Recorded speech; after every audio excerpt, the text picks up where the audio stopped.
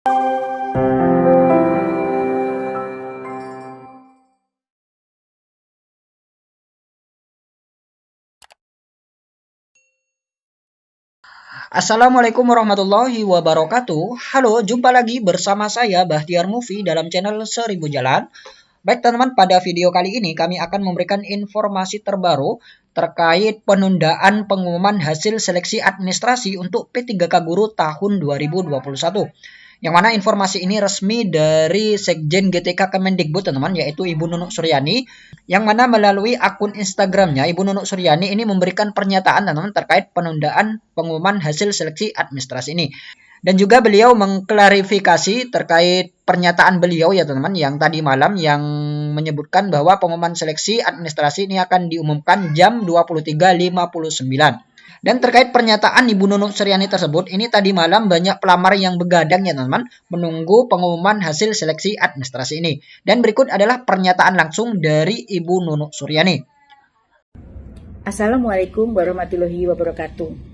Pada kesempatan sore hari ini, saya ingin menyampaikan informasi bahwa hasil seleksi administrasi untuk guru ASN P3K mengalami sedikit kemunduran dari informasi yang pernah saya sampaikan sebelumnya. Kapan tepatnya pengumuman hasil seleksi administrasi ini akan segera saya informasikan. Terima kasih atas kesabaran Bapak Ibu guru semuanya. Assalamualaikum warahmatullahi wabarakatuh. Nah, berdasarkan pernyataan beliau, untuk pengumuman hasil seleksi administrasi P3K Guru, ini mengalami kemunduran teman-teman, ataupun penundaan jadwal dari jadwal yang sudah diumumkan sebelumnya. Yang mana beliau pernah menjawab pertanyaan dari salah satu pelamar teman-teman terkait pengumuman hasil seleksi administrasi, ini akan diumumkan jam 23.59.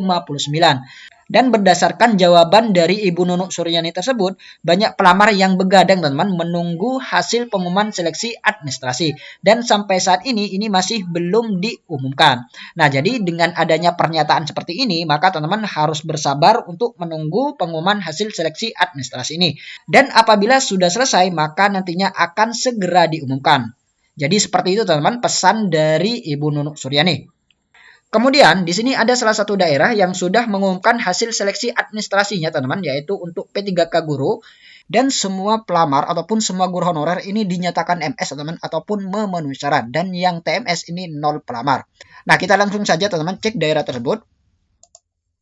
Nah, ini dia teman-teman di Kota Cirebon, kita lihat. Kita pilih yang pengumuman seleksi calon P3K Kota Cirebon, kita buka. Nah, ini dia teman-teman, seleksi calon ASN tahun 2021. Seluruh pelamar yang mendaftar di instansi pemerintah Kota Cirebon. Nah, kita pilih yang formasi P3K Kota Cirebon. Kita klik. Nah, ini dia teman-teman, hasil seleksi administrasi P3K tahun 2021. Informasi tentang seleksi administrasi pelamar formasi P3K Guru di lingkungan pemerintah Kota Cirebon tahun 2021. Bersumber dari halaman dashboard admin SSCSN Pemerintah Kota Cirebon. Data rekapitulasi seleksi administrasi pelamar formasi P3K Guru di lingkungan pemerintah daerah Kota Cirebon sebagai berikut. Nah, ini dia teman, rekapitulasi hasil seleksi administrasi di lingkungan pemerintah daerah Kota Cirebon. Yang mana di sini ada 138 jumlah formasi, kemudian jumlah isi formulir. Nah, jadi yang mengisi formulir ataupun yang mendaftar ini sebanyak 817 pelamar, kemudian yang submit ini sebanyak 816 pelamar. Nah, jadi ada satu pelamar yang belum submit teman-teman ataupun belum menyelesaikan pendaftaran sampai tahap akhir. Kemudian jumlah pelamar yang dinyatakan MS ataupun memenuhi syarat ini sebanyak 816 pelamar dan jumlah TMS ini 0 pelamar. Seluruh pelamar formasi P3K Guru Kota Cirebon dapat memeriksa akun SSCASN-nya masing-masing. Bagi pelamar yang telah memenuhi syarat dinyatakan lulus dapat mengikuti tahap seleksi selanjutnya sesuai ketentuan peraturan yang berlaku. Nah, jadi ini sedikit kabar gembira ya teman-teman. Kita berdoa saja teman-teman, semoga seleksi P3K Guru di daerah-daerah lain ini semoga saja sama seperti ini teman-teman, yaitu dinyatakan MS semua dan yang TMS ini 0 pelamar. Hasil seleksi administrasi. Hasil seleksi administrasi akan ditampilkan pada akun masing-masing. diharapkan pelamar selalu memantau login akunnya masing-masing ataupun pengumuman pada kanal-kanal informasi pada instansi yang dilamar. Nah, jadi pengumuman lolos atau tidaknya ini nanti akan ditampilkan pada akun masing-masing pelamar, teman-teman, yaitu teman-teman login kembali ke akun masing-masing di portal sscsnbkn.go.id. Dan juga teman-teman bisa mengecek pengumuman di kanal-kanal informasi pada instansi yang dilamar, yaitu bisa website masing-masing instansi ataupun di website p3kguru.kemendikbud.go.id. Ini untuk yang P3K. Kemudian selanjutnya, tidak memenuhi syarat lulus seleksi administrasi. Peserta yang tidak memenuhi syarat lulus seleksi administrasi, maka pada halaman resum pendaftaran akan tampil pemberitahuan, mohon maaf, Anda tidak lulus tahap administrasi karena belum memenuhi persyaratan administrasi instansi yang dilamar, yang disertai dengan penyebab pelamar berstatus tidak memenuhi syarat ataupun TMS. Nah, jadi ini dia teman-teman contoh tampilan bagi pelamar yang dinyatakan tidak lolos seleksi administrasi, yang mana di sini ada tulisan mohon maaf Anda tidak lulus tahap administrasi karena belum memenuhi persyaratan administrasi instansi yang dilamar. Nah, di sini ada alasan TMS teman-teman dari verifikator. Nah, teman-teman nanti bisa mengajukan sanggah berdasarkan alasan TMS tersebut. Kemudian selanjutnya, pelamar yang dinyatakan tidak memenuhi syarat, maka pelamar berhak untuk mengajukan sanggah dalam waktu 3 hari setelah pengumuman ini diumumkan. Sanggahan dilakukan untuk menyanggah hasil verifikasi instansi. Nah, jadi dipertegas lagi teman-teman, yaitu teman-teman diberikan waktu 3 hari setelah pengumuman ini diumumkan. Nah, ini dia teman-teman, form sanggah. Alasan tidak lulus TMS. Nah, di sini alasan mengapa dinyatakan tidak lulus. Nah, di sini ada form untuk mengajukan sanggah, teman-teman, persyaratan yang tidak terpenuhi. Nah, ini dia, teman-teman, contoh persyaratan yang tidak terpenuhi, yaitu surat lamaran ditulis tangan dengan tinta hitam yang diajukan kepada BKN. Nah, seharusnya surat lamarannya ini ditulis tangan. Dan alasan TMS, ini surat lamaran tidak sesuai dengan yang dipersyaratkan. Nah, jadi bisa jadi surat lamarannya ini tidak ditulis tangan, teman-teman. Yang diminta ini ditulis tangan, tapi ini tidak ditulis tangan. Jadi, dinyatakan TMS ataupun tidak memenuhi syarat.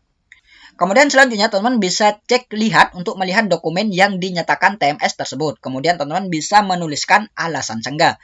Dan perlu diingat ya teman-teman, di sini ada beberapa ketentuan yang harus dipenuhi pelamar dalam menyanggah hasil dari verifikasi administrasi ini. Kita lihat di sini, dalam hal ini sanggahan diberlakukan jika kesalahan bukan dari kesalahan yang dilakukan pelamar. Periode masa sanggah dapat dilihat di bawah tombol ajukan sanggah. Nah, jadi kesalahan yang bisa disanggah ini adalah kesalahan yang berasal dari panitia, teman-teman, atau tim verifikator, bukan dari kesalahan pelamar itu sendiri. Nah, jika contohnya seperti ini, yaitu surat lamaran yang harusnya ditulis tangan, tapi pelamar tidak menulis tangan ataupun diketik, maka hal ini tidak bisa disanggah, teman-teman. Jadi apabila teman-teman tetap ingin mengajukan sanggah, maka hasilnya pasti akan ditolak, teman-teman. Karena apa? Karena kesalahan seperti ini adalah murni dari kesalahan pelamar itu sendiri. Nah, jadi seperti itu teman-teman ketentuan dalam menyanggah baik itu CPNS maupun P3K tahun 2021. Kemudian kita lihat di sini. Mohon diperhatikan, fitur ajukan sanggah bukan untuk memperbaiki kesalahan yang dilakukan pelamar. Alasan sanggah yang pelamar isi harus benar, realistis, tidak mengada-ngada, dan berdasarkan dokumen yang sudah diunggah sebelumnya. Nah, jadi ini dipertegas lagi teman-teman, yaitu ajukan sanggah ini bukan untuk memperbaiki kesalahan, tapi menyanggahnya. Jadi teman-teman tidak diperkenankan untuk mengunggah kembali dokumen yang benar. Jadi bukan seperti itu teman-teman untuk mengajukan sanggah. Kemudian kita lihat di sini. Jika pelamar sudah menyadari kesalahan, maka tidak disarankan untuk menggunakan fitur ini, karena tidak akan mengubah hasil verifikasi. Nah, jika teman-teman sudah mengetahui kesalahannya, dan kesalahan tersebut berasal dari pelamar itu sendiri, maka disarankan pelamar tidak menggunakan fitur ini ataupun tidak mengajukan sanggah, karena sudah pasti akan ditolak, teman-teman. Baik teman-teman, itulah sedikit informasi dari kami. Semoga video ini bermanfaat. Wassalamualaikum warahmatullahi wabarakatuh.